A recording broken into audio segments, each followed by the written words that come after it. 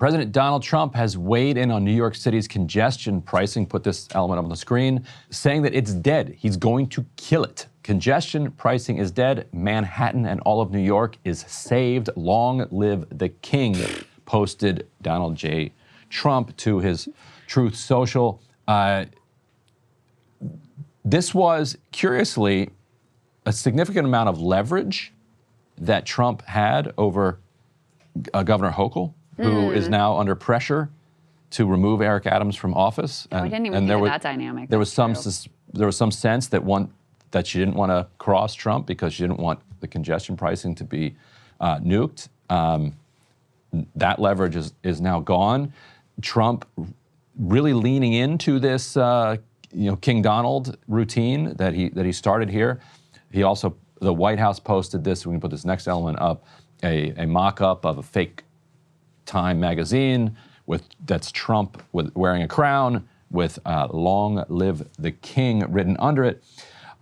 Congestion pricing is only about a month old at this point, and Governor Hochul came out with a statement urging Trump to back off of this effort to kill it. We can put this next element up here. This is a statement from Governor Kathy Hochul. She says, public transit is the lifeblood of New York City and critical to our economic future. As a New Yorker, like President Trump knows very well, since this first-in-the-nation program took effect last month, congestion has dropped dramatically and commuters are getting to work faster than ever.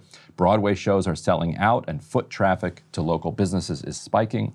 School buses are getting kids to class on time and yellow cab trips increased by 10%. Transit ridership is up, drivers are having a better experience, and support for this program is growing every day. We are a nation of laws, not ruled by a king. The MTA has initiated legal proceedings in the Southern District of New York to preserve this critical program. We'll see you in court, she says. And key to this is that question of, aside from whether or not we're ruled by a king or not, I guess we'll figure that out over the next couple of years. The question of whether or not this is popular. I can put this next element up on the screen. A poll, about 6 in 10 saying they want New York City congestion pricing to continue. If you dive deeper into the poll, the support is quite strong for this new program, stronger than it was, I would say, when it was launched. Yes, that was what I found as well. Yeah, and the advocates of it argued that it is one of those government programs that doesn't feel right out of the gate. You're like, I got to pay for something I didn't have to pay for before, which, by the way, streets are the only thing that we think should be free. Like, if you ever suggest that riding the bus should be free or riding the subway should be free, which I'd be cool with, you sound like a radical commie socialist. Right. And they're like, what, are you crazy? But why? Like, the public built the bus system, the public built the subway, and the public built the roads. It's the roads that people feel like they have this right to. Yes. So when it comes to the congestion pricing, I put up on my feed last night, I was curious for my own followers how they were liking it. And, I think universally, everyone who responded, at least to me, obviously it's not a scientific poll, but Twitter is filled with, cranky conservative people who don't like so, True. and they are not shy about sharing their opinions with me. As you can just scroll through my feed and see, everyone is like, the streets are, the commutes are less. I'm shaving a half an hour to an hour off my commute. You can walk around the city better. Public transportation ridership is up. And money is flowing in to the city that is supposed to be earmarked to upgrade the subways. And the buses, as somebody pointed out, the buses from New Jersey are making it through the tunnels much more smoothly, which then makes being able to take the bus a much more feasible thing. Before, like, I'm not going to take the bus and sit for 30 minutes inside this tunnel. Yeah. But now if it's going to move through, and if you're taking the bus from Harlem all the way down, and it's moving much quicker, and all of a sudden, a bus trip, which previously was not even something that you would consider doing, because who wants to sit on a bus for an hour and a half? Now all of a sudden it's reasonable, and now your Uber and your taxi rides are much much quicker too. So everyone seems happy, obviously, except for people who are getting hit with the toll. But a lot of the people who are paying the toll are like, it's taking me an hour less, and time is valuable, and I will spend that. That's a great point, too. Yeah, I actually have taken a bunch of those express buses from New Jersey into the city. And if you haven't lived there or done that, like, you may not know that they come if you are in a certain area, they come every 10 minutes. It's actually very practical. It's not a hardship to walk out one block, wait for this bus for 5 minutes, and if you miss it, get the next one 10 minutes later, and zoom into the city and can help with your dropped commute. in Midtown Manhattan. It's like working class people are commuting into Manhattan. Well, working class people can commute to somewhere else and take public transportation. Take the public transit in. Yeah. I talked to some friends who live in the city who were very upset about this because they feel like, for once, there was something that was done that immediately actually improved their lives. Right. And imagine that. Made life easier. I mean, I lived in Manhattan for a number of years, and the nightmare of trying to get from one side of town to the other, or get downtown or up to, and not know. And that's the thing too, is not knowing.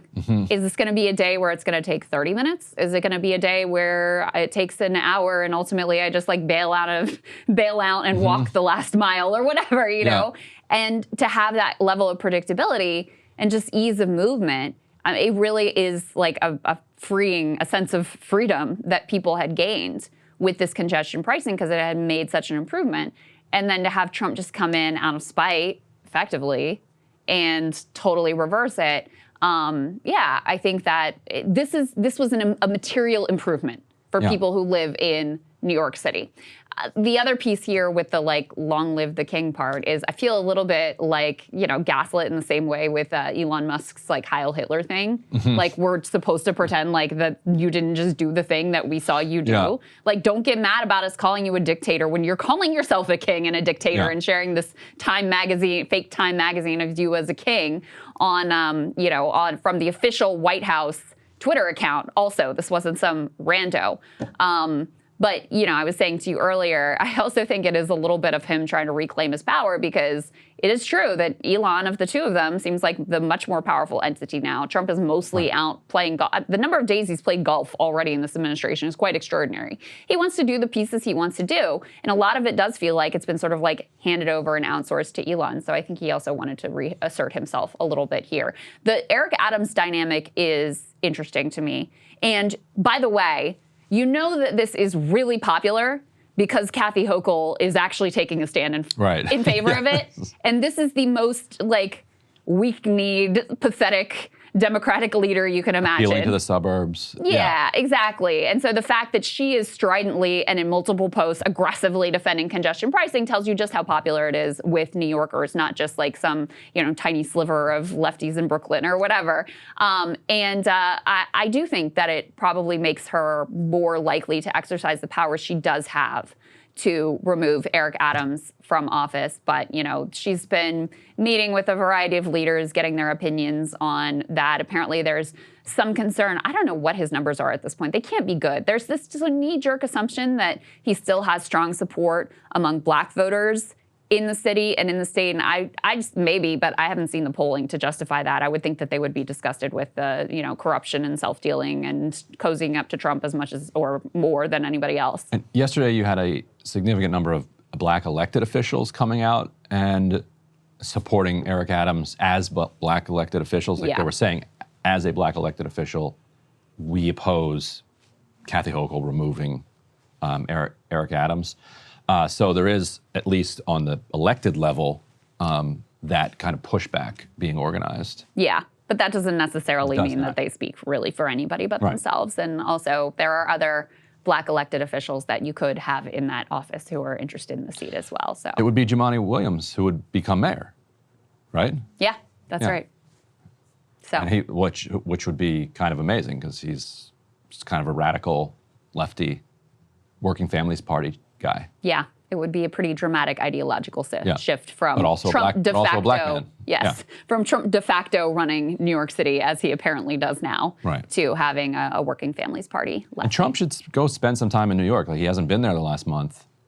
But traffic in front of the Trump Tower, it's just constant fumes, and like you can't move.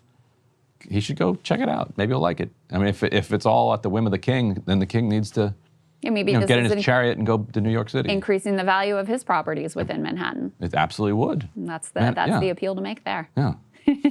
All right, let's go ahead and get to our guest who's been directly impacted by some of the federal freezes and hear his story. Hey, if you like that video, hit the like button or leave a comment below. It really helps get the show to more people. And if you'd like to get the full show ad-free and in your inbox every morning, you can sign up at breakingpoints.com. That's right. Get the full show, help support the future of independent media at breakingpoints.com.